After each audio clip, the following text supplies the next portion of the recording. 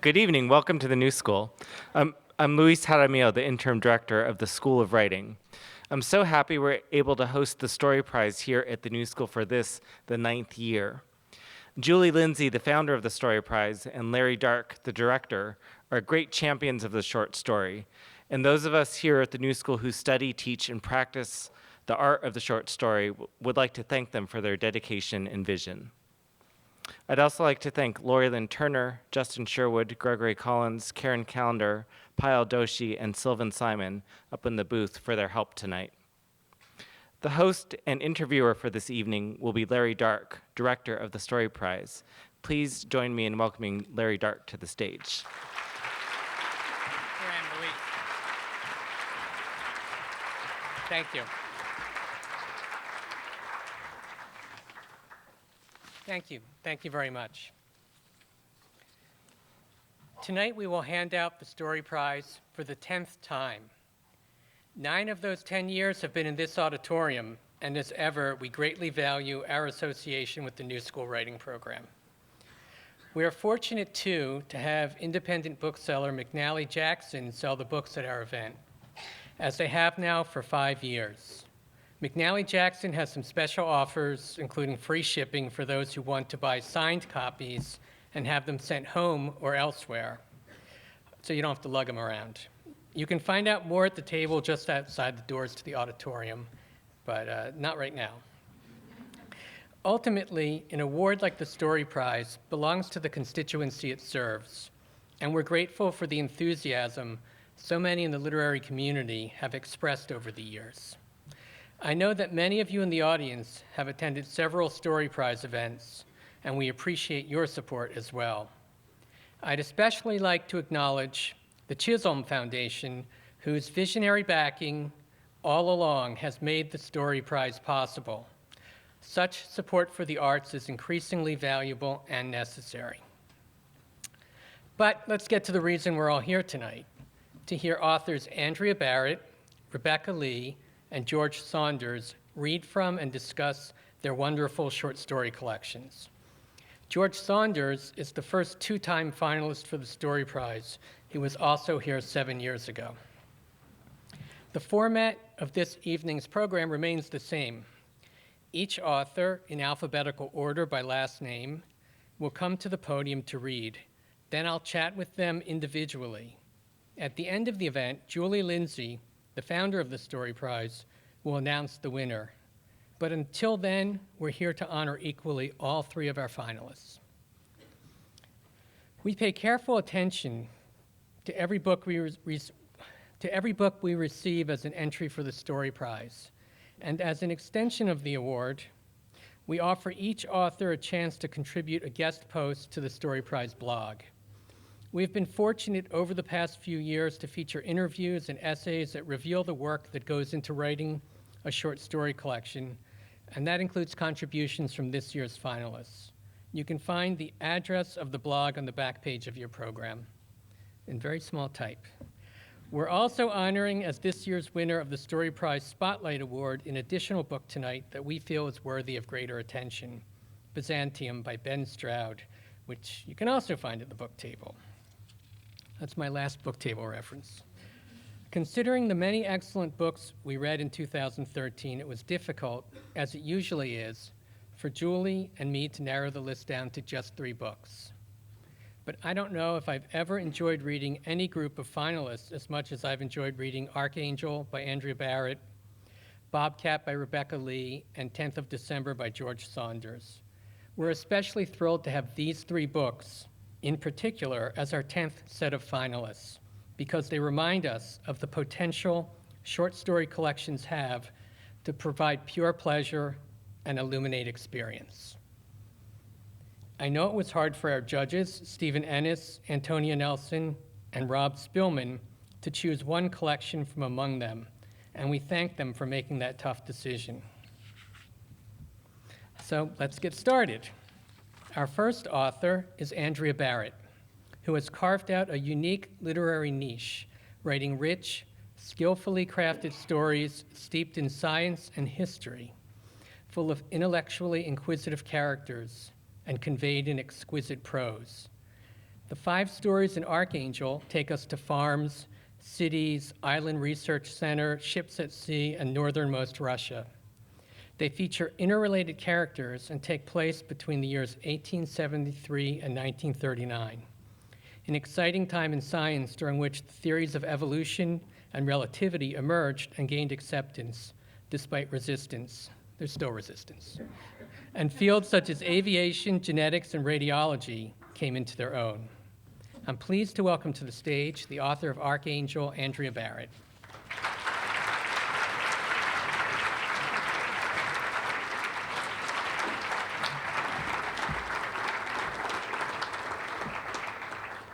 Thank you all for being here. This is really thrilling for me, not least because I'm so fond of the works of George Saunders and Becky. Whoa, if I say Becky again, will that happen? Anyway, I'm going to read a little bit from the beginning of a story called The Ether of Space. There was a lot of chit-chat to start. Some the usual, Owen's health, the weather in London, a tactful acknowledgement of the 10th anniversary of Michael's death, but some not. Owen's sister was heading to Russia with a group of Quaker relief workers. His nephew was working for her old teacher at Cornell. His paper on variable stars would be published in the spring. But where was the crucial news? Across the ocean, at her desk in her bedroom in her parents' house in Philadelphia, Phoebe Wells Cornelius scanned the pages of her friend's letter impatiently. Last March, after the fighting had stopped, some British astronomers had quickly organized an expedition to view the eclipse. At 2 different stations along the path of totality, despite clouds in the Gulf of Guinea and a distorted mirror in Brazil, they'd photographed stars in the neighborhood of the sun. The results had been presented in November at a meeting in London that Phoebe had been in no position to attend. And since then, nearly 2 months, it was already January, not just a new year, but a whole new decade. She'd been waiting for Owen to supplement the sketchy, sensational newspaper articles with some first-hand observations. We were all squeezed into the meeting room at Burlington House.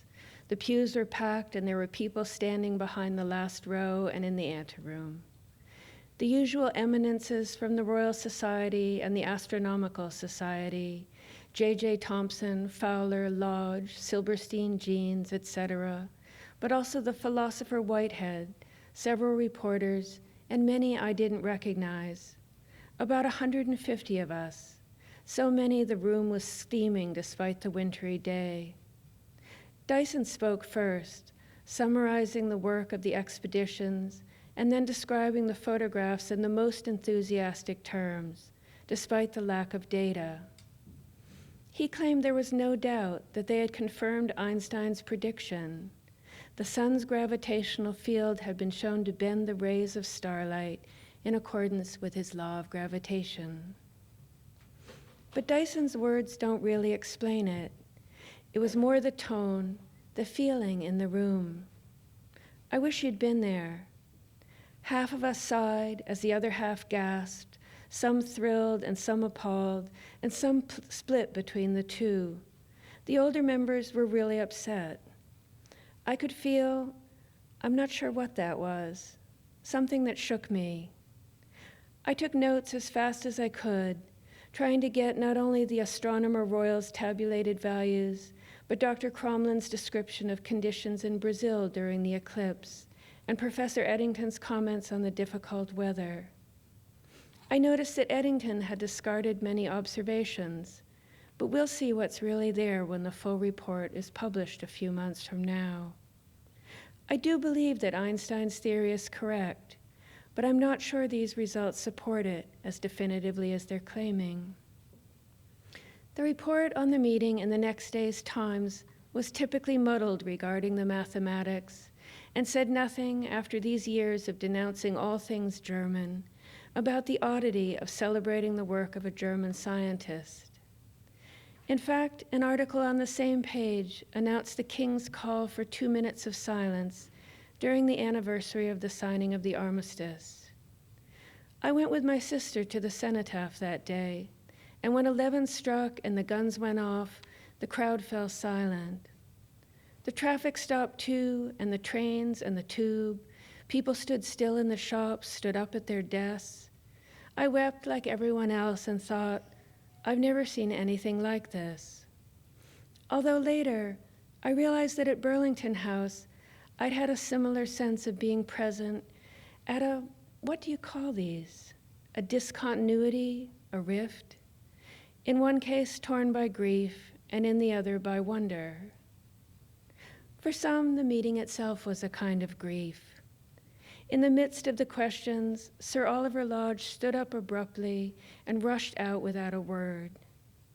Later, he told a reporter he'd left to catch a train, but some of the younger men have been a bit cruel, the old man running from the new theory and so forth. Not easy at that age, I imagine, to find that the world has just become a different place.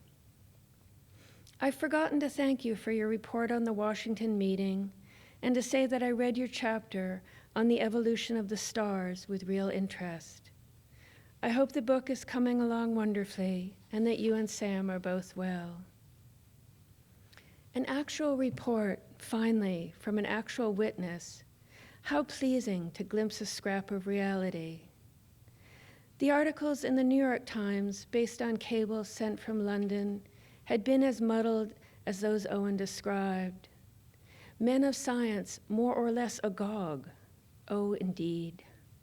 Lights all askew in the heavens. The articles trumpeted the impossibility of understanding the theory, while at the same time suggesting that it had changed the world. Phoebe rose from her desk, went downstairs, and stepped outside to look at the sky. 9 o'clock and freezing cold, the moon 2 days past new, the stars giving no sign that they were not as they'd once seemed. The sound of her father's viola waved down from the top of the house, bits of Bach easing through the old glass in the attic windows, spreading from her mother's garden, where in June the peonies flourished as if fertilized by the sound, through the tiny backyard to the neighbors on all sides. Always her father played at night, retreating from what to him was a world in which everything, business, politics, music, art, grew steadily worse. Yet the house hadn't crumbled around them. The house in which he and then Phoebe had grown up, and in which she was now raising her son, Sam, looked the same. So too, she checked again, did the stars above. Where you lived and what you knew determined what you expected to see. Once the moon was a smooth, glowing orb, and then it had mountains and seas. Once Jupiter wandered alone, and then he had moons. Once orbits were round, and the stars stayed still in space. In earlier books, she'd traced those changing perceptions. Now she was trying to write about the universe beyond the solar system. Who first thought those glowing specks were other suns, like ours? Or that some were island universes far beyond the Milky Way? Back in the dining room, her mother sat at one end of the table, doing something with a heap of cloth, while Sam at the other end frowned over his homework. Phoebe stopped in the doorway, next to the long crack that might have appeared to a stranger as part of the molding's design, but in fact had been made when Sam, in a fit of temper after they'd first moved here, had hurled his suitcase at the wood. I had a letter today from London, she told her mother. Michael's old student, Owen. Do these look the same length to you? Her mother asked, holding up 2 white strips. She's been cutting out sleeves for shirts to send overseas, Sam explained without raising his head. He turned the pages of a small notebook and with his pencil added a tiny number to a column. Homework, Phoebe asked her son. Look up, she thought. Talk to me.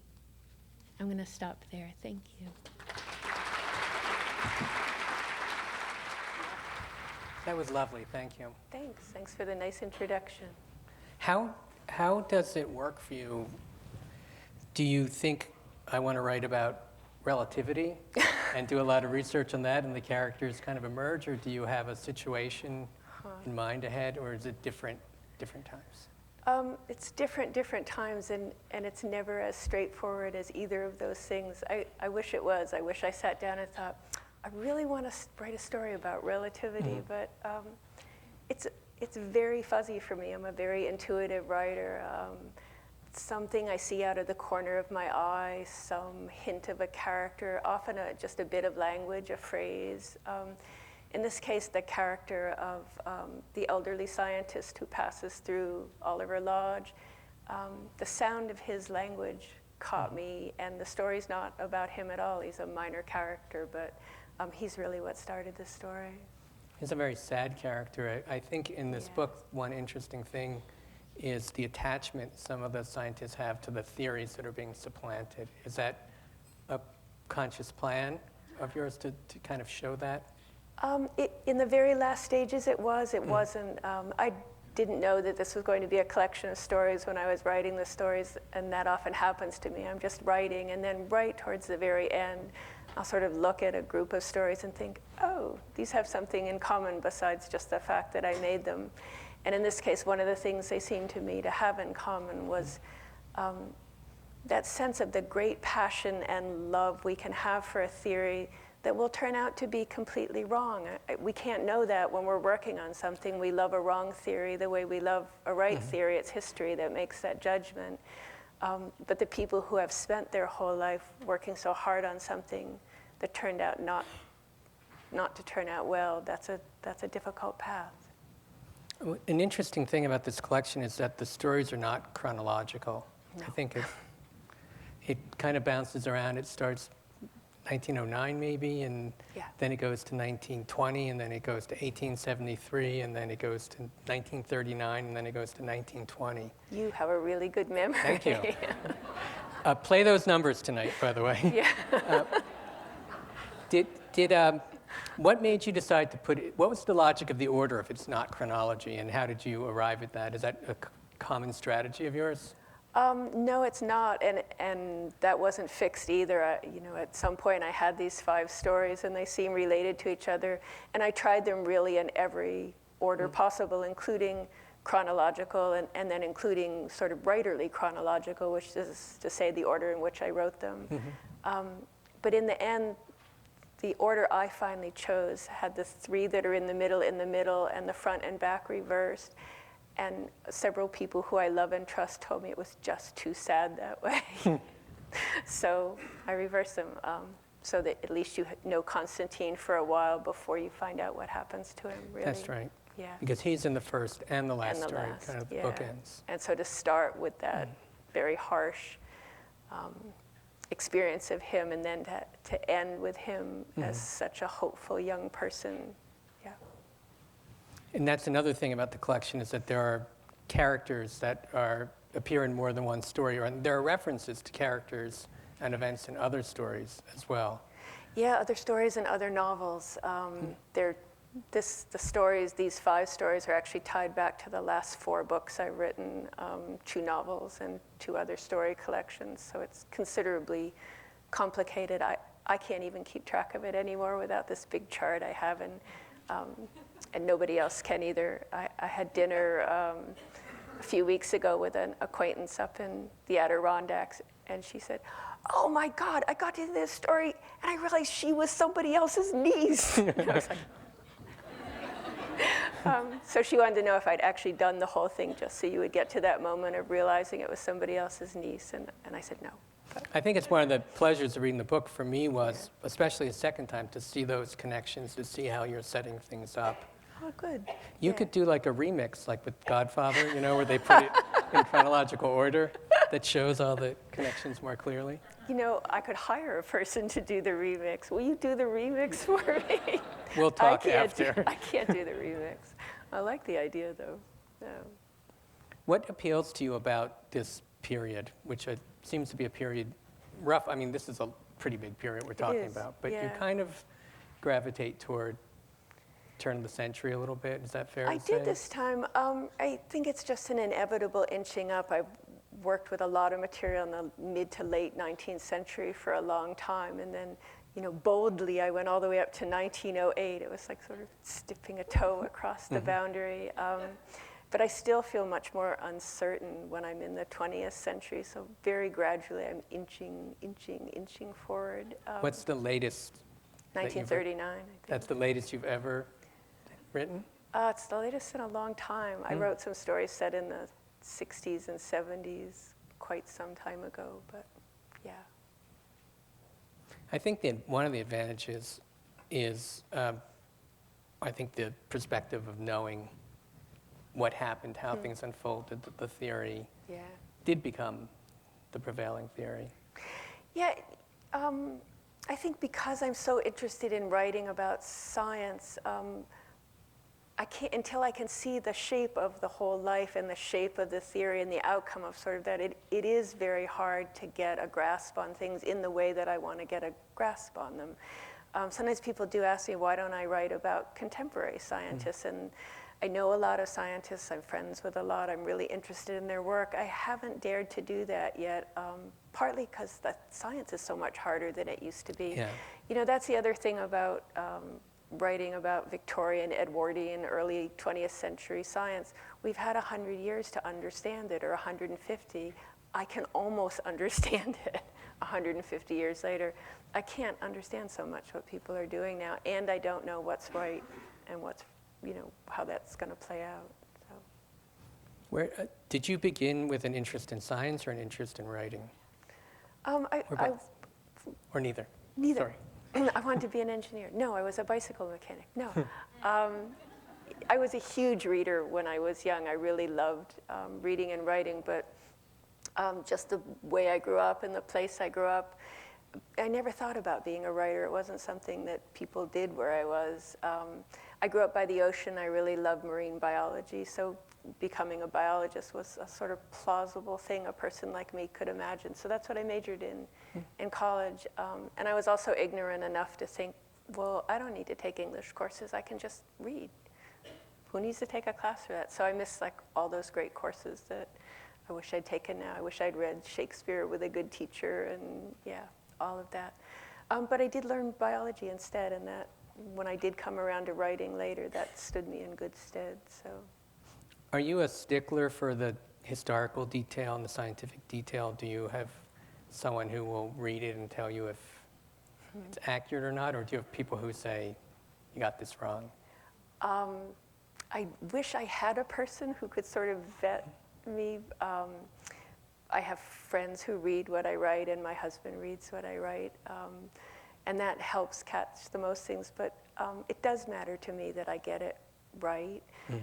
So I work hard on that, and it also matters to me that I try to find some balance between writing it in a way that people who aren't scientists can understand, but not dumbing it down, and that's an interesting little territory to try to negotiate. But my general rule is if I can understand it, anyone can understand it, because I'm not very good at it, and I'm not a scientist. So. I don't think that's true, actually. But I think some of it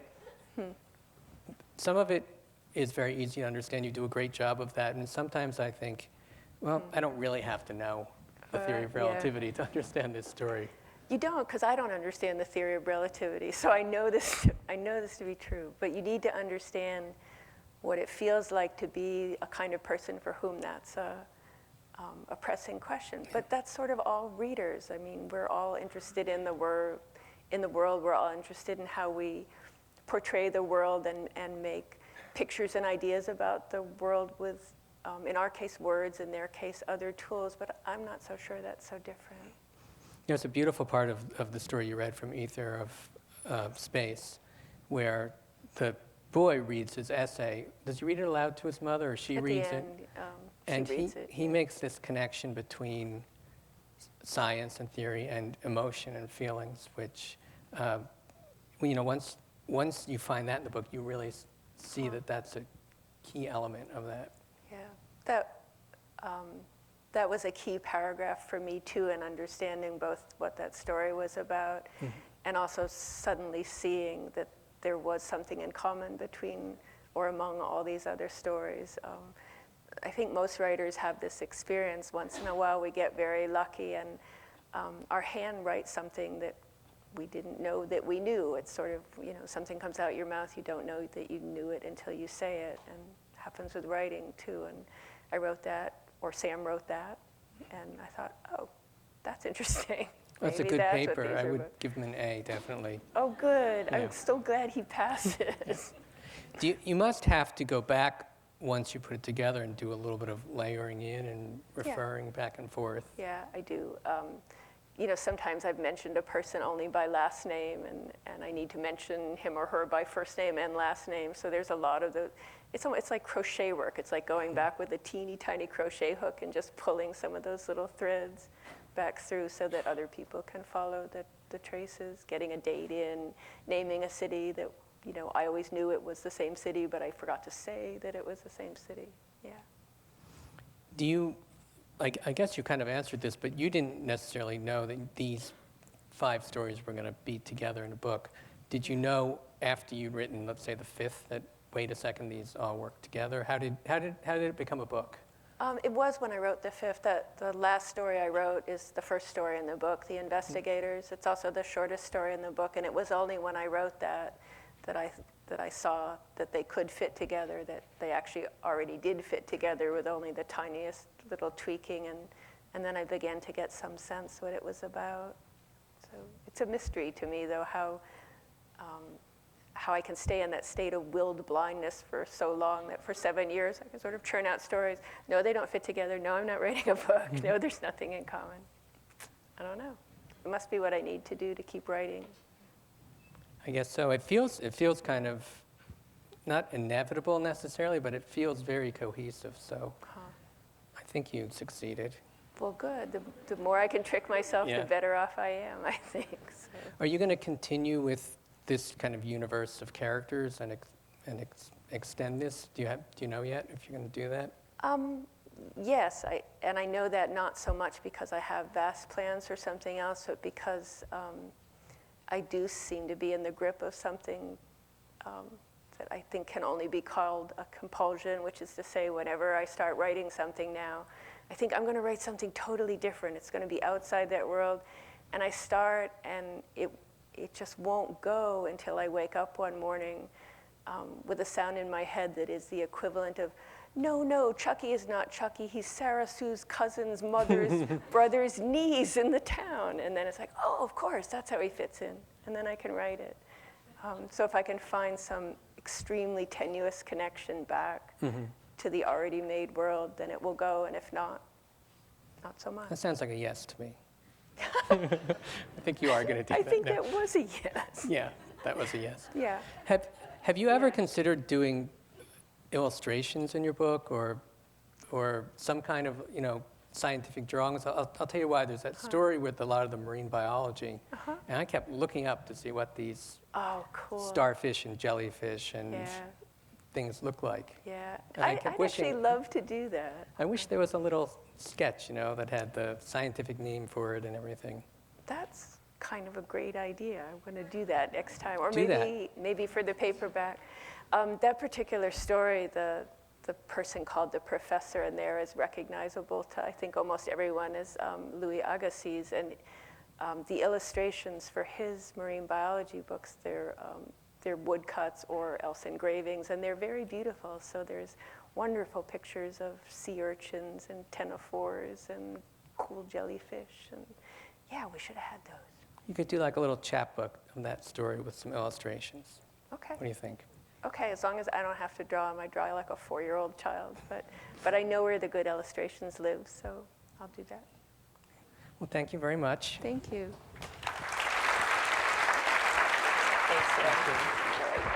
Our second reader tonight is Rebecca Lee. Every year, when I'm reading stories, when I'm looking at what's ahead, I'll hear about a particular collection. I'll hear a lot of praise for it. A lot of people will say they love it. And sometimes before I even get it, I've heard a ton of praise. Rebecca Lee's Bobcat was one such book. Raising expectations that high can work to a book's disadvantage, but from the very first sentence, I knew this collection could withstand such praise.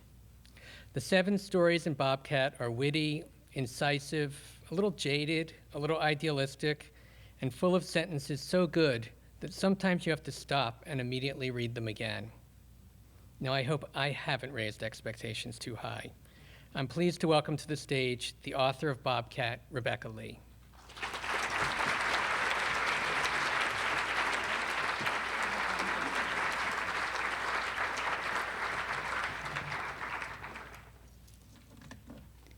Thank you all so much for coming tonight. This is a real honor for me. I want to say a quick thank you to Larry and to Julie, who have done so much for the short story and for literature in general. And of course to George and Andrea, whose work means a lot to me. So I'm just going to read from the title story from this collection, and it's called Bobcat.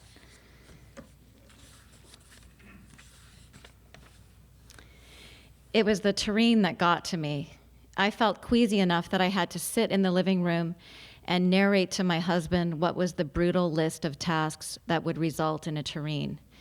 Devein, declaw, decimate the sea and other animals, eventually emulsifying them into a paste which could then be riven with whole vegetables. It was like describing to somebody how to paint a Monet, how to turn the beauty of the earth into a blurry, intoxicating swirl, like something seen through the eyes of the dying.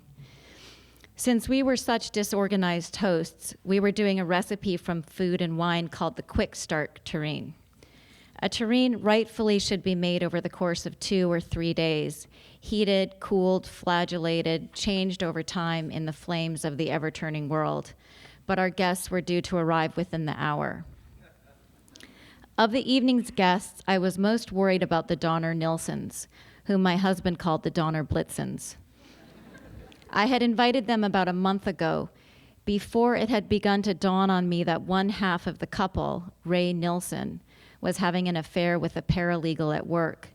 A paralegal so beautiful it was hard to form any other opinions of her. I suppose Ray felt in her presence something that seemed to him so original that he had to pay attention even if he had a wife and a small baby at home.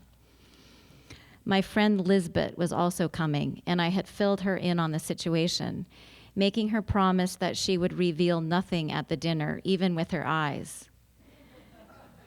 My eyes, she had said innocently. Lisbeth was so irrepressible that I could imagine her raising her eyebrows very slowly for Ray's wife, darting them suddenly over to Ray. Watch out. Lisbeth was the person who had introduced me to my husband, John. She and I had been children together, and then during the years I was getting a law degree at NYU, she and John had been writing students together in the state of Iowa. This fall, 10 years after they'd graduated, both had novels being published.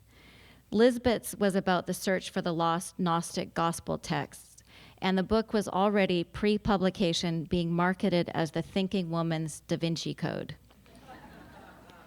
My husband's book was a novel about a war correspondent getting traumatized in some made-up Middle Eastern country that sounded a lot like Iran, but was named Burma in the book.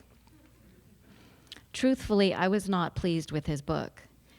I had just finished reading it for the first time in galleys, and within the first 40 pages, the protagonist had slept with 3 women, none of whom even remotely resembled me.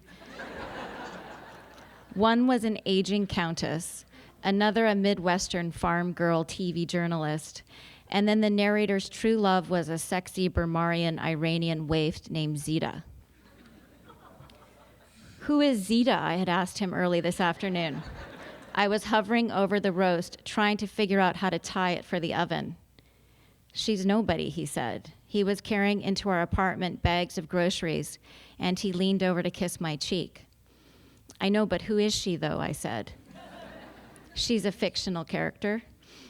Do you think our unborn child will one day want to read about your fantasies of other women in war zones?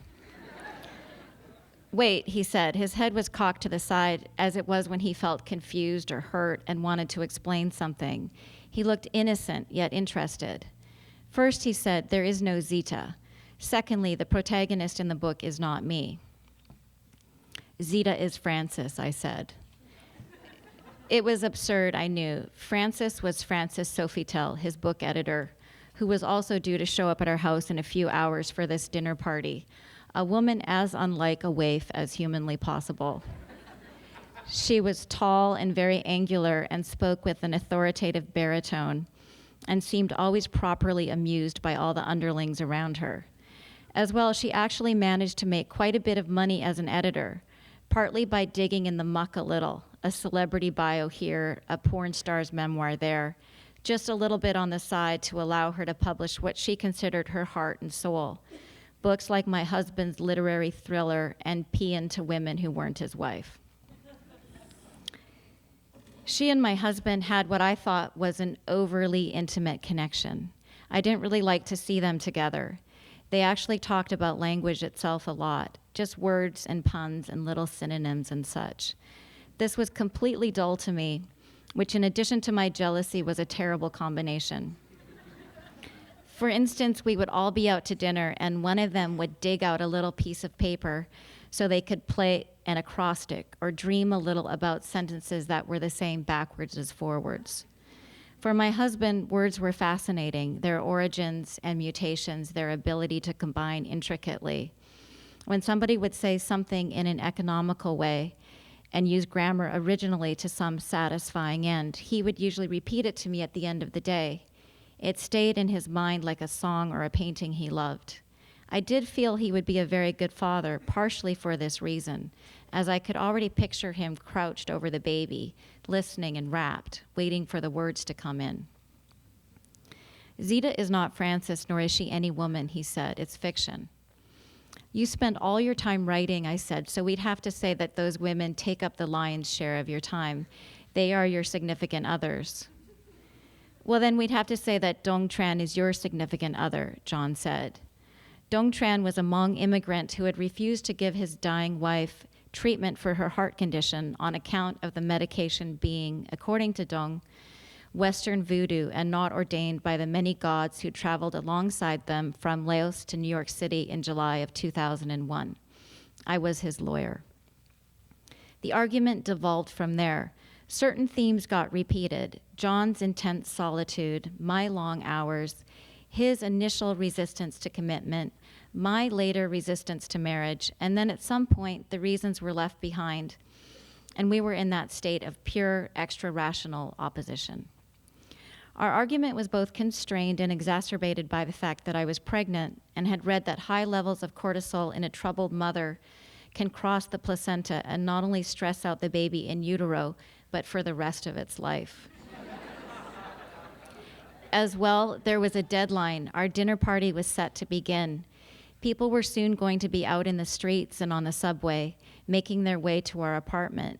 They wouldn't want to picture their hostess like this, emotional, insecure, lashing out at her husband. You want the hostess to be serene, the apartment a set of glowing rooms awaiting you, quiet music pouring out of its walls, the food making its way through various complex stages in the kitchen, the slow broiling fig sauce, the buns in the warming oven, the pudding forming its subtle skin in the chill of the refrigerator.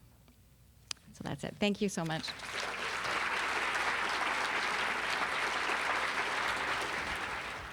Thank you, Becky. Thank you. Is that as much fun to write as it is to read and to listen to? You know, that story was my favorite story to write in the collection. I had, if I can remember the name of the book, I had been reading about a food competition that chefs go to. And it's called The Soul of a Chef. It's a nonfiction book. And apparently the gold standard is a terrine. And as a non-cook, it just seemed really funny to me that you would work so hard. Like, I would just put it all in a blender and it would be done. But apparently, you know, a perfect terrine has to be made sort of like in perfect proportions and at the right timing. And if it's off even a little bit, it's, you know, disgusting because it's like coagulated fat on top of it. So I think that part was really fun for me. Like, I took a long time to write that story. And it surprised even me that I could sit there morning after morning and think about there's a terrine in it and then there's a trifle too. So I thought about that a lot. Why did it take you so long? You know, I don't really know. I did a lot of research for the story that didn't really show up in the story that much. Like, I thought the Donner Party would be a big part of it. And it ends up being like a tiny paragraph that I read so many books to write. But that research was a real pleasure. And I was really getting involved in a lot of reading about, you know, chefs and cooks. And I did a lot of research on Salman Rushdie for it. Like, he was going to be a character in it. And I have all sorts of scenes with him in it. So I think it just, it involved a lot of research that I really loved. So, and also I had written a novel, and I wanted to write something that was set in one place, and the whole story just takes place over one night at one dinner party. And that was really comforting to me, to just be in one place every morning. Salman Rushdie does, he's mentioned. He doesn't literally appear, right? He's mentioned. I mean, it was very scary to write. I mean, I don't even know if you can write a fictional story about a real character. I mean, I think you can. I think you should do the Salman Rushdie story now. yeah. How long did it take to write? When you say it took a long time, what does that mean? That story took 6 years to write. 6 years, wow. And in that time, you were writing other things and returning to it? Just on that story for 6 years? Wow. Yeah, I mean, I'm even surprised by that. Like, how could anyone stay interested in anything for that long? But I just did. And then I had a former student who started a small press where he publishes chapbooks, which are short stories on their own. And he had asked me if I would contribute one, and I was working on this story, and he didn't need it for 2 years. And I'd been working on it for 4, and I was like, oh, sure, of course I'll have it done in 2 more years. Right. And then he called me like a month before it was due, and I wasn't even close to finished. And so I quickly wrote the ending, and then, so that forced me to I'd probably still be writing it now. So you were moving through it from beginning to end, and it took long to get to the ending. It wasn't a matter of rewriting so much, it's just getting to that point. Yeah. That's interesting. Yeah. Is that your record for the longest? Yeah. And the collection is written over a pretty big period of time, too. How long? Let's see. I think I wrote the first story in 95, maybe 94, so 20 years. But I sort of, when I get up in the morning, I mostly read, and then at some point sort of jump the tracks over into writing. So many of those years I was mostly reading and then, writing a little bit at the end of a reading session. So I think that's partly why it's so slow. Is it also partly because you're writing very carefully, you're working the sentences? Yeah, like I can remember, in fact, just recently, I heard Tim O'Brien speaking about how different writers have different units of writing that they love. And so some writers, it's the scene, like they love to write a big scene, and some writers it's the sentence, like it's a sentence that they most treasure. For me, I think it's maybe a paragraph, so I usually work in terms of paragraphs, like, and keep, fussing with a paragraph until it feels right to me. So maybe that's one of the reasons it takes a while. I'll get off that. Okay. Sorry. What made you decide to make this the title story of the collection? I think at the time it was the most recent one, and it was the story I liked the best, and the title seemed easy, and so I think I just kind of landed on it. And I ended up writing a couple more stories because the book was a little bit short. But at the time it was the story I liked the best, essentially. Oh, so you wrote some after that that are in the book? Oh, that's interesting. Yeah. I think it has a feeling of taking a long time in a good way. Okay. which is that it feels very, very carefully crafted. And I think that's one of the virtues. It's not a question, it's an observation. Thank you. And how else do you organize a collection? You know, I think my editor, Kathy, is here, and I think she organized the collection for me. I mean, I sent her a bunch of stories, and I think she came up with the order of them. I think it's so hard to think of your own work in an orderly fashion. Like for me, it's all kind of just a mix of things, but I think there is a little bit of a progression. Like the characters go from being students to teachers, and then go from being like young women looking for love to like jaded married women by the end. Just in that one, I guess. So there is kind of a little bit of that type of progression in the book. You have another dinner party. Well, kind of like a few, in the last story, there's maybe a few dinner parties or Yes. get-togethers. I think that's a good idea, the dinner party. Yeah, I love writing dinner Yeah. parties. I don't know why. I mean, I guess I grew up reading The Dead, or Yeah. James Joyce. And I mean, that's just the spookiness of that story, I think, entered my imagination and stayed there. There are a lot of, not a lot, but there are stories that touch on academia that are set in academic settings also. Is that just writing from your experience or something that interests you, just the stimulation of ideas and learning? Yeah, you know, it's funny. I didn't even realize they were all academic stories until I published it, and readers told me that, and now it seems obvious. But I think it's, you know, I grew up, my father is a professor, and so I just grew up at a university, and then I've taught in one for the last 20 years. So to me, it's just writing about life. I don't even think they're academic stories. But I do find it interesting that at universities, everyone's discipline kind of surrounds them. So it's useful for, if you're writing characters, if someone has written a book about some obscure philosopher, it's just easy and fun to make fun of that fact that they've spent their whole life talking about some guy that no one's ever heard of. So I think there's a handle for me there that makes it easy to write about academics. Your stories, there's a lot of parts that are very funny. Do you laugh when you're writing? Do you just crack yourself up writing something you think is really funny? No, but I remember I studied with Ethan Kanan, a great writer, and he always told us if we wanted to be funny, we just had to be more precise. There was no way to try to be funny, but there was a way to try to be precise. So sometimes if I think something's going to be funny, I try to like be more and more precise with it.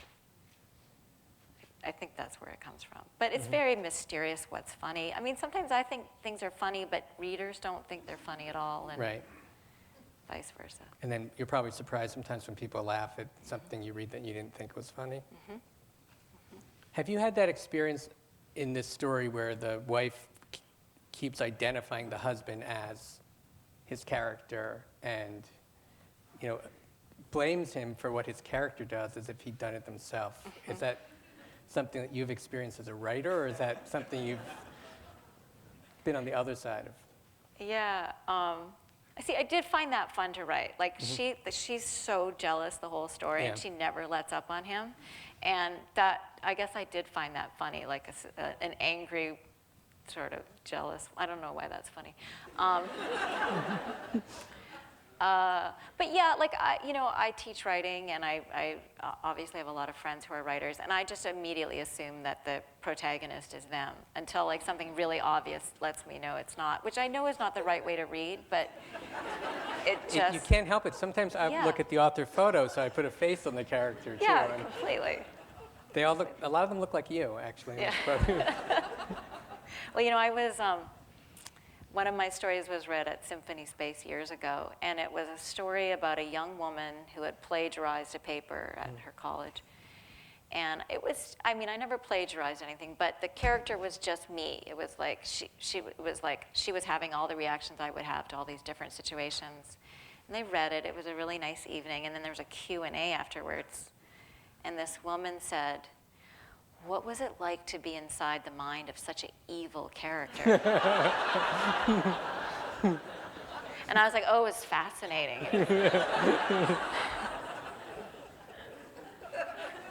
Well, she's an interesting character because she's pretty calm about it, as a matter of fact. I think that's why it seemed evil, because she's plagiarizing, and then she's plagiarizing this kind of really terrible, repressive ideas from. And then she burns the book, so no She one will burns a find book. Will find out that she plagiarized it. And then she has to deliver the paper, right, at a Yeah. symposium of some kind. Yeah. So it's interesting that you're like that. Yeah, I'm like that. I didn't think she was evil. Okay. Now that I know you identify with her. Yeah, I think that's an interesting setup also, to have that kind of lie, that the whole story is built on a lie. Yeah. Is that something that interests you, that you do in other stories? Yeah. For me, that story was sort of about somebody getting in too deep into a situation and not being able to figure it out. I mean, there is a way in which she's like sort of absurdly self-assured, because it's basically a girl plagiarizes a paper in college and then she gets accused of it. And this is back in the day when there was no internet. And so professors had to like extract a confession out of students. And so there were these kind of psychodramas. And she never cracks. She's very steely and then he makes her deliver this terrible paper at this symposium at the end. And the germ of that story, I was living in Madison, Wisconsin, and I was sitting at a lunch table with one of my idols, Lori Moore. And someone else was telling a story about a student who had plagiarized a story and didn't crack. And I noticed that Lori Moore was paying really close attention to it. And I was like, she's going to write about this. So I like went home and quickly wrote about it. Did she write about it? She never did. No, no. But that was good. That kind of spurred you on, right? To get to it first. Yeah. You know what? If she had, it would be a completely different story. Right, that's right. It wouldn't be, this was linguistics, Yeah, so that's your own invention, right? yeah, yeah. And she never went to, I went to St. Olaf College, which no one's heard of, but except the Golden Girls went there, so. Where is that? It's in Minnesota. I thought so, but I didn't want to guess wrong. Yeah, yeah. It's Who's sort of, St. Olaf? Oh yeah, all I know is what E. Cummings wrote about him. And actually, the Great Gatsby went to St. Olaf briefly, and then he dropped out. So. Your stories are set in lots of different places. Have you lived in lots of different places? It goes to Hong Kong and Canada, which I know you're from, Saskatchewan. Yeah. My sister lived in Hong Kong, so I lived with her for a while there. And I grew up in Saskatchewan, and then I lived in the Midwest for a while. Some of the stories are set there. And then now I live in North Carolina. And I noticed and I've noticed this with other writers too, there's a little bit of a lag, like a 5-year lag, and you write about the place where you were or the place you want to be. So for me, like, setting is really like one of those deep aquifers under the work. Like as soon as I know where something is set, it seems really exciting to me to write about it. And for years, I missed being in New York City too. And then that story, Bobcat, is set in New York City. And it was a way of not missing it, just to get up every morning. I was, living in North Carolina writing it, and it's a way of being in a place when you're not there. Are you taking notes when you're in a place like Hong Kong, or is it all from memory that you're setting it there? I think it's all memory, and then like kind of piecing it back together later with research. Okay, thank you very much. Thank you so much, Lori. Thank you. Thank you. That was so fun. Our third and final reader tonight is George Saunders. ridiculous theme parks, cruelly invasive drug trials, appalling jobs, horribly dysfunctional families, and dehumanizing consumer products are key aspects of George Saunders' fiction.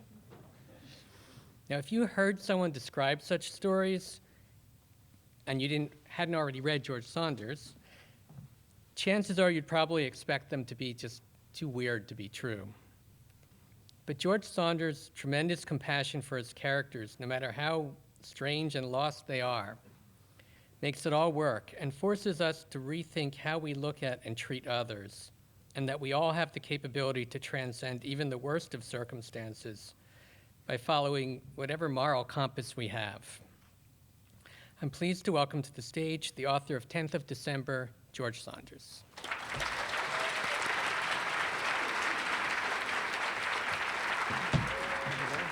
Yeah, thank you. Thank you, Larry. I want to thank Larry and Julie for founding and maintaining such a wonderful prize to keep all of us short story writers in the game. And also, Andrea and Becky, great to meet you and to be here with you. I'll just read a little section from the title story. And basically, the setup is that this guy, Don Ebert, has a terminal brain tumor. And so he's decided to kind of spare his family the long decline. And he has this idea that he'll go up into these woods and kind of just sit cross-legged on this boulder and die, because he's heard that it's not so bad to freeze to death, which I think is probably not true. But so I think that's all. And his wife's name is Molly, and he has a really beloved stepfather named Alan, who kind of stepped in when his own father left. And earlier in the story, we've been made aware that there's this little kid kind of wandering around the same part of the woods. Nausea had not been mentioned in The Humbling Step. A blissful feeling overtook me as I drifted off to sleep at the base of the crevasse. No fear, no discomfort, only a vague sadness at the thought of all that remained undone. This is death, I thought. It is but nothing. Author, whose name I cannot remember, I would like a word with you. A-hole. The shivering was insane, like a tremor. His head was shaking on his neck. He paused to puke a bit in the snow, white-yellow against a white-blue. This was scary. This was scary now. Every step was a victory. He had to remember that. With every step, he was fleeing farther and farther. Farther from father. Step farther. What a victory he was wresting. From the jaws of defeat, he felt a need at the back of his throat to say it right. From the jaws of defeat. From the jaws of defeat. Oh, Alan, even when you were that, you were still Alan to me. Please know that. Falling, Dad said in his head. For some definite time, he waited to see where he would land and how much it would hurt. Then there was a tree in his gut. He found himself wrapped feebly around some tree. Fuck's sake. Ouch. Ouch. This was too much. He hadn't cried after the surgeries or during the chemo, but he felt like crying now. It wasn't fair. It happened to everyone, supposedly, but now it was happening specifically to him. He kept waiting for some special dispensation, but no. Someone bigger than him kept refusing. You were told that the big someone loved you especially, but in the end you saw it was otherwise. The big someone was neutral, unconcerned. When it instantly moved, it crushed people. Years ago at the illuminated body, he and Molly had seen this brain slice. Marring the brain slice had been a nickel-sized brown spot. That brown spot was all it had taken to kill the guy. Guy must have had his hopes and dreams, closet full of pants and so on, some treasured childhood memories, a mob of koi in the willow shade at Gage Park, say, Graham searching in her Wrigley-smelling purse for a tissue like that. If not for that brown spot, the guy might have been one of the people walking by on the way to lunch in the atrium. But no, he was defunct now, off rotting somewhere, no brain in his head. Looking down at the brain slice, Eber had felt a sense of superiority. Poor guy. It was pretty unlucky what had happened to him. He and Molly had fled to the atrium, had hot scones, watched a squirrel mess with a plastic cup. Wrapped feebly around the tree, Eber traced a scar on his head. Tried to sit, no dice. Tried to use the tree to sit up. His hand wouldn't close. Reaching around the tree with both hands, joining his hands at the wrists, he pulled himself up, leaned back against the tree. How was that? Fine. Good, actually. Maybe this was it. Maybe this was as far as he got. He had in mind to sit cross-legged against the boulder at the top of the hill, but really, what difference did it make? All he had to do now was stay put. Stay put by force thinking the same thoughts he'd used to propel himself out of the med bed and into the car and across the soccer field and through the woods this morning. Molly, Tommy, Jody, huddling in the kitchen, filled with pity, loathing. Molly, Tommy, Jody, recoiling at something cruel he'd said. Tommy hefting his thin torso up in his arms so that Molly Jody could get under there with the wash. Then it would be done. He would have preempted all future debasement. All his fears about the coming months would be mute. Moot. This was it. Was it? Not yet. Soon, though. An hour, 40 minutes. Was he doing this? Really? He was. Was he? Would he be able to make it back to the car even if he changed his mind? He thought not. Here he was. He was here. This incredible opportunity to end things with dignity was right in his hands. All he had to do was stay put. I will fight no more forever. Concentrate on the beauty of the pond, the beauty of the woods, the beauty you are returning to, the beauty that is everywhere as far as you can. Oh, for shit's sake. Oh, for crying out loud. Some kid was on the frozen pond. Chubby kid in white with a pellet gun, carrying Eber's coat.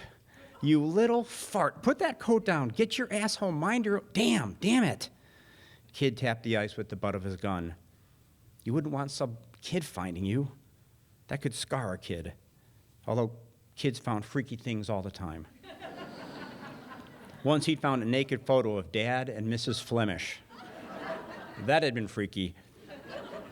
Of course, not as freaky as finding a grimacing, cross-legged kid was swimming. Swimming was not allowed. It was winter. That was clearly posted. No swimming. Kid was a bad swimmer.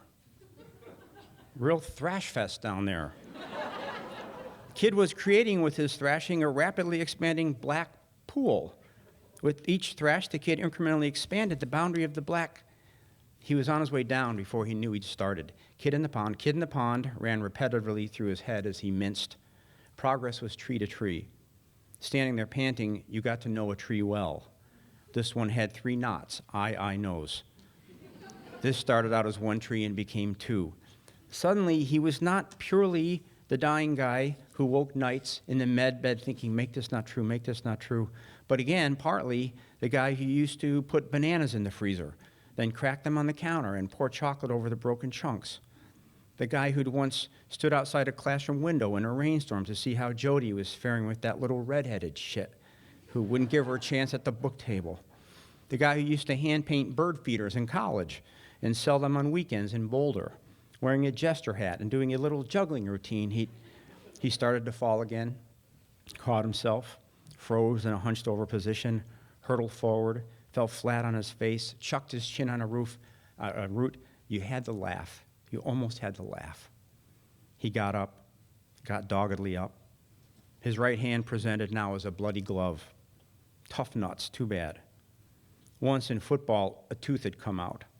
Later in the half, Eddie Blandick had found it. He'd taken it from Eddie, flung it away. That had also been him. Here was the switchbank. It wasn't far now. Switchback. What to do when he got there? Get kid out of pond, get kid moving, force walk kid through woods, across soccer field to one of the houses on Pool Street. If nobody home, pile kid into Nissan, crank up heater, drive to Our Lady of Sorrows, urgent care, fastest route to urgent care, 50 yards to the trailhead, 20 yards to the trailhead. Thank you, God, for my strength. Thank you.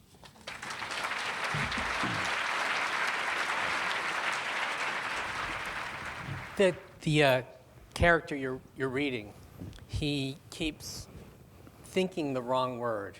Mm-hmm. It's part of his kind of medical condition. Is that hard to read? Do you find yourself actually saying the right word ever instead of the wrong word? Sometimes, yeah, and then you have to go back and get it wrong and correct it again. But yeah. It's hard because the first time you do it, you know that somebody's out there going, he said the wrong thing. What an idiot. You know, and then they have to wait 2 lines, and then you can can get them. No, and people hearing you read might have thought you were correcting yourself. Right. Yeah. Of what you read, Yeah. but it was really exactly what you wrote. Right. Yeah.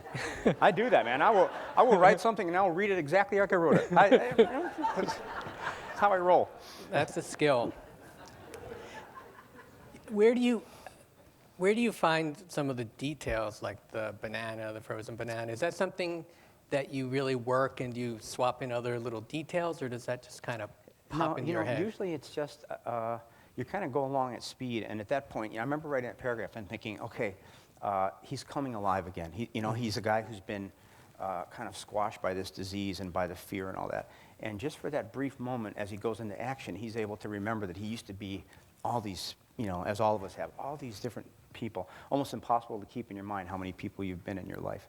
So I thought, I just need like 3 or 4 things that will place him at different times of his life. And I don't really know where that came from. Sometimes it's just kind of like you're clipping along pretty good, and you need something that has a certain rhythm, and it just comes in, and it's the sound more than the thing. Mm-hmm. And then an interesting thing will happen. Once it's there, you just learned a little more about that guy. I didn't know that he was the kind of guy who would sort of take that elaborate pleasure in that snack. So it kind of goes both ways. That you're filling in for sound, and then once you blurt it out, you go, oh, okay, I didn't know that. And then he grows a little bit in your mind. So you want to kind of allow those things to just happen because it defines the character for you rather than imposing on the character certain memories and actions. Right, because I think, my whole trajectory in writing has been to learn that I'm better off when I don't know anything about what's going to happen. I don't have any real hopes for the story except that it won't be dull.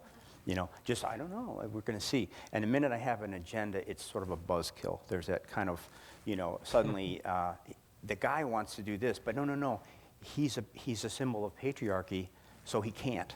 Right. And Stuart Dybek has this great line about, a story is always talking to you, and as a writer, your job is to listen. So even though you had the idea that such and such was going to happen, I think the mark of artistry is at the critical moment you say, okay, I was wrong. I misunderstood you. So that way, you're not sitting on the story, or you're not taking the story and saying, dear reader, let me pull my manure truck up to you and drop it on you. I figured this out months ago. You're going to love it, But it's more that you're kind of like, oh, I actually didn't realize that was going to happen. And in that moment of discovery, it's a moment where the implicit condescension between you and your reader goes away, because you're both like, oh, well, okay, that's interesting, Do you ever come up with a detail that you find when you see it again just seems wrong? Or do you pretty much trust what usually just because the sentence is a little bit lame. The detail itself, I don't really care that much. I don't care. I care in the sense that it's sort of a revealed thing. Right. I'll sometimes, you get to a sentence and like, that's a little bit cloddy, or it'll feel like it should go ba-ba-boom, and it goes ba-ba-la. And then you go, oh, okay, well, that's just correct. So then in correcting that, you had ba-ba-boom, which was in the street, and you didn't like that. It's in the convent or whatever.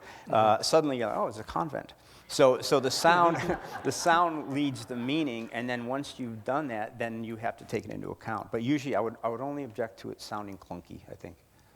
Yeah. When this story, I think you mentioned there's a boy also, just kind of a strange kid with a Prince Valiant haircut, wearing all white, with some fantasy of chivalry kind of, something like that.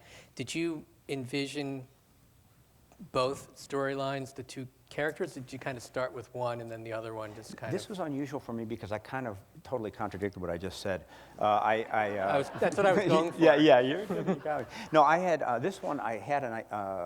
It was just this one of David Mamet says sometimes the fictive impulse is a lot like those spontaneous daydreams that you have, where you don't even mean to do it, but you suddenly have, enacted revenge on an old friend or something in you. So I heard about somebody that I knew getting the kind of, the diagnosis, the scary one. And I just had this instantaneous thought surge, like, if that happened to me, what would I do?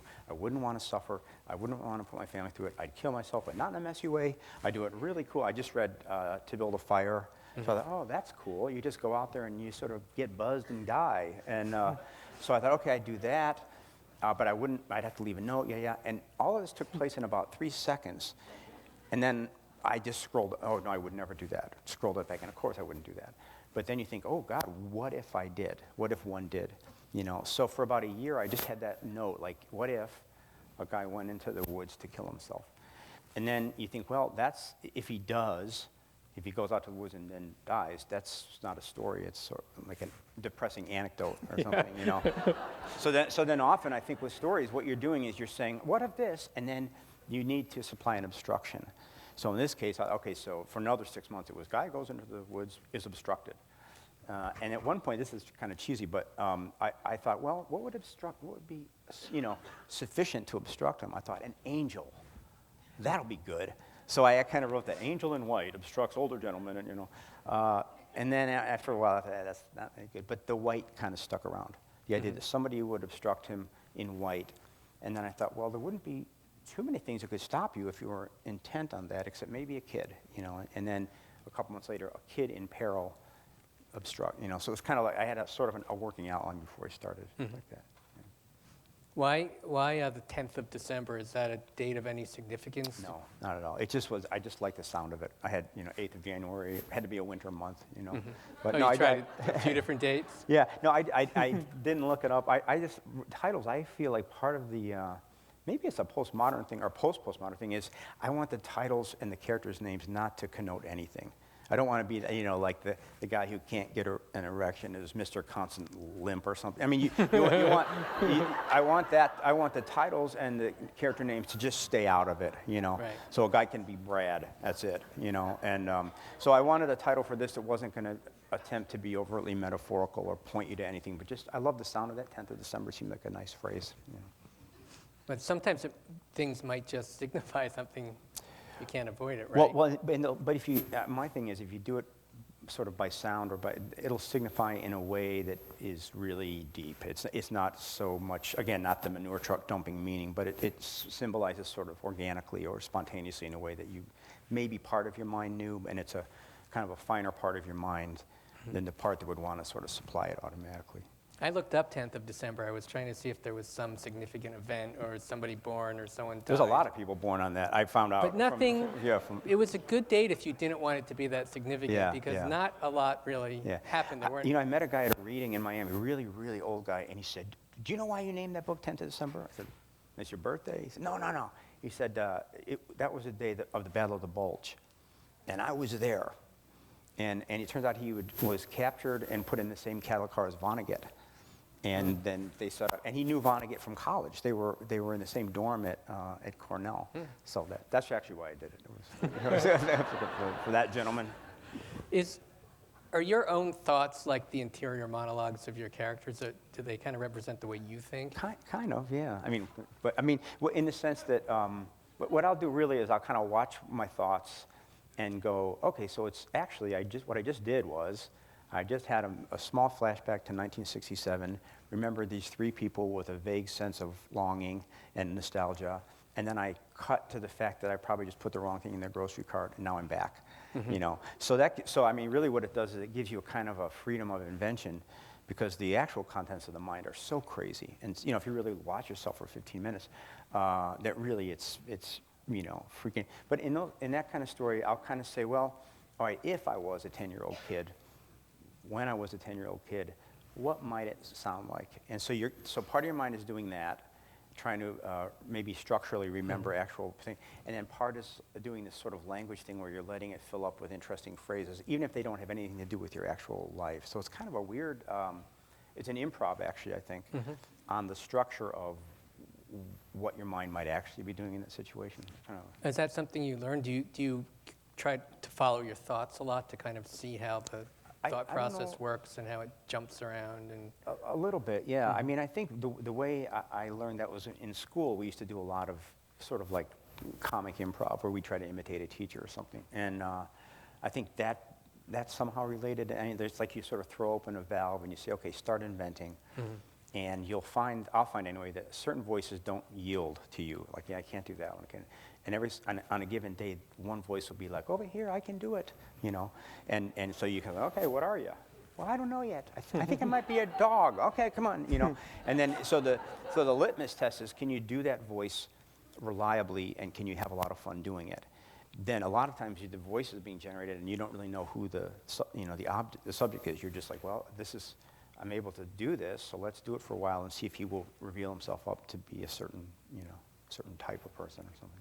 Yeah. You didn't let him die, but your characters die. They're just more likely to be shot or something, right? Yeah. Than It's to a lack of just freeze subtlety. to death. Yeah. Do you feel like maybe earlier in your career he would have died? It seems like I see a greater compassion maybe for the for Yeah, characters. no, I think so. I think it's partly, when I was young, I think I had been newly struck by the fact that life could be difficult. Just because you get in your 20s and real life starts happening and you go, Yeah. oh, this actually is kind of a tough world, So then your version of artistic truth is to find a way to represent that, which I think is really, valid. But then my experience has been as you get older, maybe you say, well, that is true. That's still all true. But also, isn't it interesting that there are these wonderful things, these lucky things, these beautiful things that happen that are actually technically harder to represent. Can you get those in there? That's a nice midlife challenge. And then for me, it was also partly that on a lot of these stories, I'd get up to a point where, as you say, the reflex was, life sucks, watch this, boom. But then the older, I explained, well, yeah, but what if, since you've done that before, is it more technically interesting to try to salvage the person, like in this case, to try to not just push him down, but see if he has some resources that might allow him to make a sort of more dignified. So it's both a moral thing, but also kind of a technical challenge at this stage. Do certain stories just do you recognize certain stories as like a change in direction, like as an advance in what you're doing? Not so much. I mean, in the middle of it sometimes. In this one, there was a moment. It was interesting. This was the last one that I wrote in this book. And there's a moment not too long after what I read that I almost felt like a bridge to the next book, because there was a part where he has to think about, he's saved, and he starts to think about what faces him, because he still has this disease in his body. He's still going to die. And his thoughts turn to his family. And that was a really interesting moment, because reflexively, the moment needed a little comedy, actually. It was really heavy, And I started to say, well, what should I do? And I thought, you know what? I'm really going to just put me in his body. If it was me, what would I think? And my thoughts turned to my family, and especially to my wife. And I thought, I didn't even think I'm doing it. And I wrote about this feeling that you have when you've been married, like we have, for 25, 26 years, that one of the blessings of a long life and a long marriage is that you've got somebody who has seen you in every weather.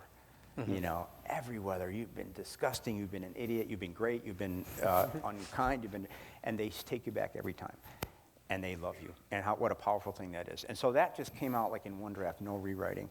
And I thought, I didn't know that I could get the kind of stylistic intensity that I wanted just by turning to the truth, So that was kind of a really wonderful revelation that I'm now trying to kind of flesh into another book.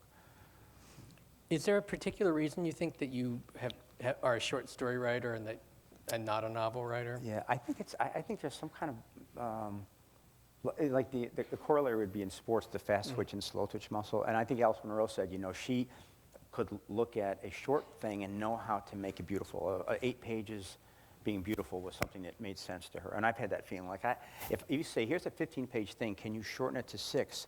I'm like, oh yeah, that'll be so fun. I'll do that next month. That'll be great.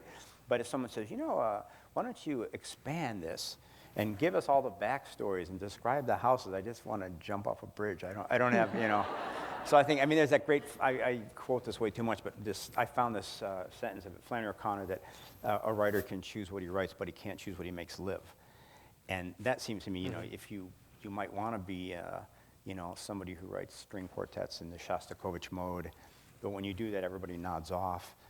But then when you pick up your banjo or something, everyone says, oh, great. Then you have to accept that you're a banjo player. You might not like the idea, but you've got to do what has traction. And at some point, maybe you embrace the idea you're a banjo player? I think, yeah, because it's great to be a lively banjo player that people, when you show up, they are happy. Whereas you come in with your string quartet and they start running in the closet and everything.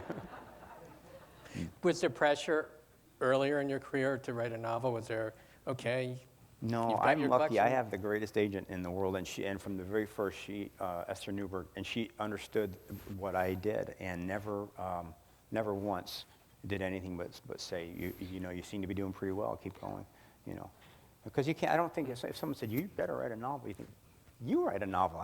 You know, it's like you know, you better, I mean, I'm happy to do it, but it's kind of like, you should be a sprinter. You know, you should be a sous chef. All right, well, you do it. I don't know. Yeah. I think you're lucky that you had that thought because you easily could have put that on yourself and said, Yeah. now. Well, I did. I mean, before my first book, I had written a 700-page novel that was, it was called La Boda de Eduardo. Which, Ed's wedding, you know. So I had been down that path, and actually, I mean, to be serious, that was such a traumatic thing to have put, you know, all that. Well, kind of like what Andrew was saying about theories that didn't work out. That was one. I had this this would be a great novel, 700 pages, and to have that not work out was really scary. It took a lot of time when our kids were little, and it was very, you know, dear time. It was time that was costing us a lot. And to get to the end of it and go, there's not a thing to save in that book. You know, really, it makes you a little flinchy about doing that. You know. Have you kept it? Do you have Yeah, I found it the other day, and it was kind of unnerving because I thought, you know, it's probably better than I thought. And this was like, kind of like, I mean, literally, I had written 700 and cut it down to 300 so it would be nice and tight. And it's just incomprehensible. You can't, it's sort of like, so that was. Are you worried that someday someone will find it? No, and, I'm pretty all right bring with it. it. To light? I mean, it's funny, you know, it's kind of, I don't mind if they find it. But if they publish it, I might be a little sad, but yeah. Have you, you know, I mentioned before that there's kind of more compassion in the stories. Is that something that you're pleased with, that you want to continue to develop in that way? Sure, yeah. I mean, I think for me, if you think about it as compassion, it's a little hard because then if you feel, as I often do, that there's a comic riff that's based on cruelty, which I just, then if you're saying, oh no, but I'm compassionate, I won't do that, then you've lamed yourself in a certain way, you know. So the way I think of it is not so much compassion or any of that, but just have you spent sufficient time with the character to not be missing anything that she might have to offer you, you know, which I think is, for me, it's just mechanically by revising. And if you have a bit that is dead in terms of the language, you know, if you say, Jim was an asshole, all right, that's not that great, you know. So you say, well, let's be more specific. When was Jim an asshole? On Wednesday, Jim was an asshole. Where? On Wednesday at the coffee shop, Jim was an asshole. Okay, now we're getting somewhere. How? On Wednesday at the coffee shop, Jim was an asshole when he was rude to the barista. Mm-hmm. Okay, good. How? What he insulted her because she was slow. Why did he do that? Oh, I don't know. She reminded him of his dead wife. Boom. You know, suddenly Jim is alive. Jim's not an asshole. Jim's a sweetheart. And so, but you didn't get there by saying let's be kind to Jim. You got there by saying let's make sure that we don't just say Jim is an asshole. That's boring. And so right. Yeah. Did you just make that up? Yeah. That's pretty good. You want to hear another one? Oh, no. Well, thank you very much. Thank you very much. Good to talk to you again. Thank you.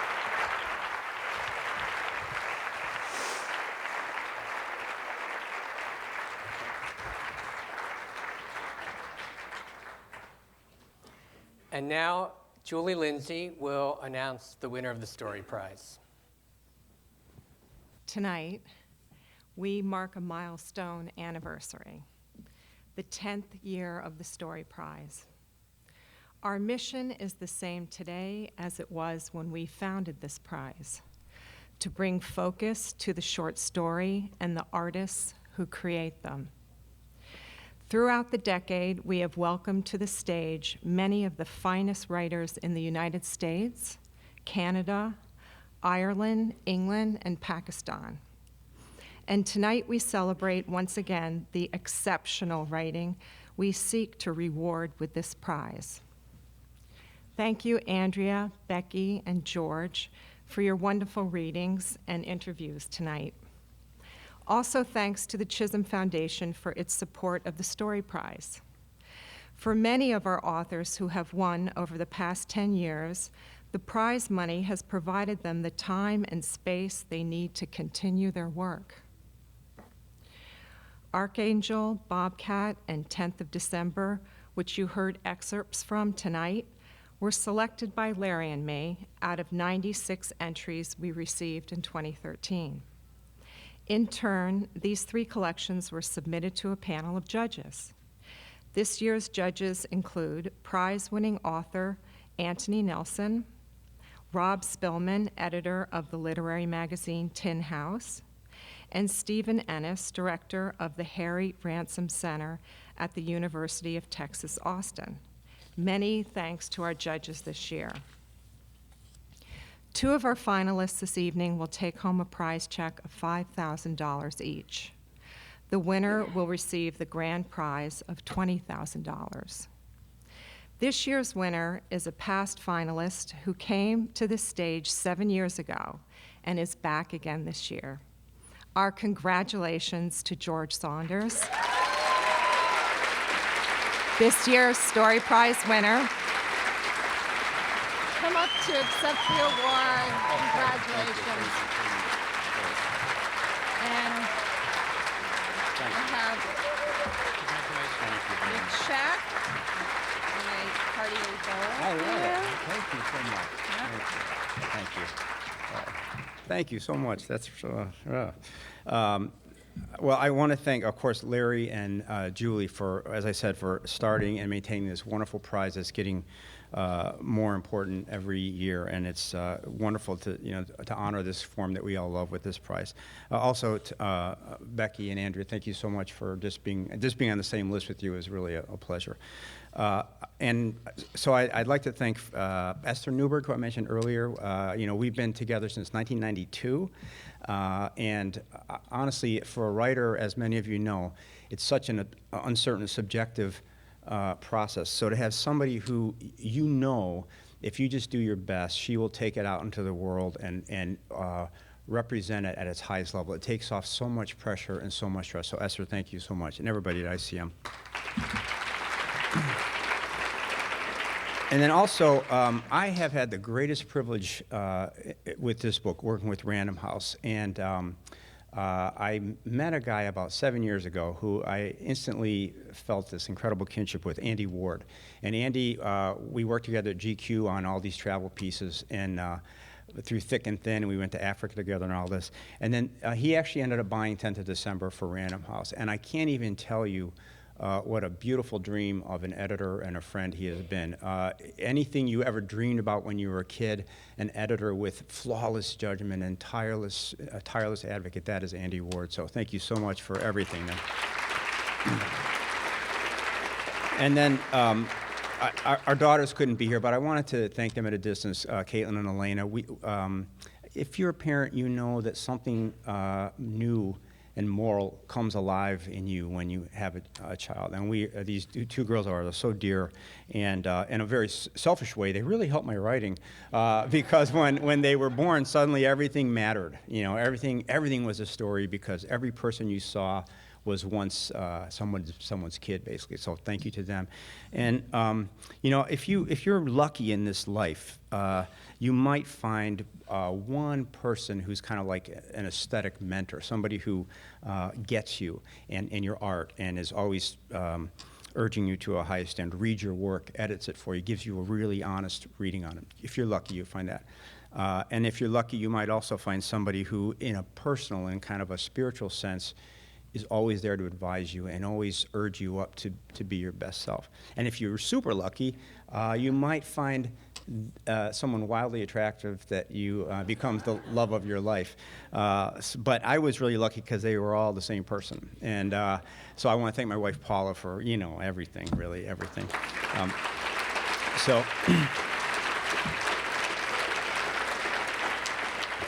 We live in I suppose like any time, we live in a strange time. And in our time, so much of the cultural product that comes to us, I think, is kind of underscored with a sort of a disassociative agenda to tell you that you are by yourself. You're separate from everything else. You're basically in opposition to the rest of the world, or you're part of a group that's in opposition to another part. It tells us that these micro movements of the mind and heart that we talked about, Larry and I talked about, aren't really that important.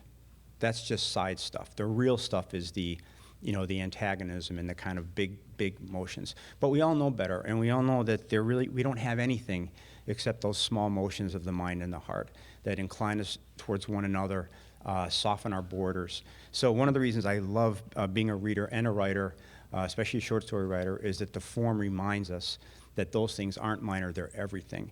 And that, in fact, our job here is to make those connections outward. And literature can serve as kind of a modeling of that kind of thing. So I'm so honored to get this award and to be part of that tradition. Thank you so much. Good night.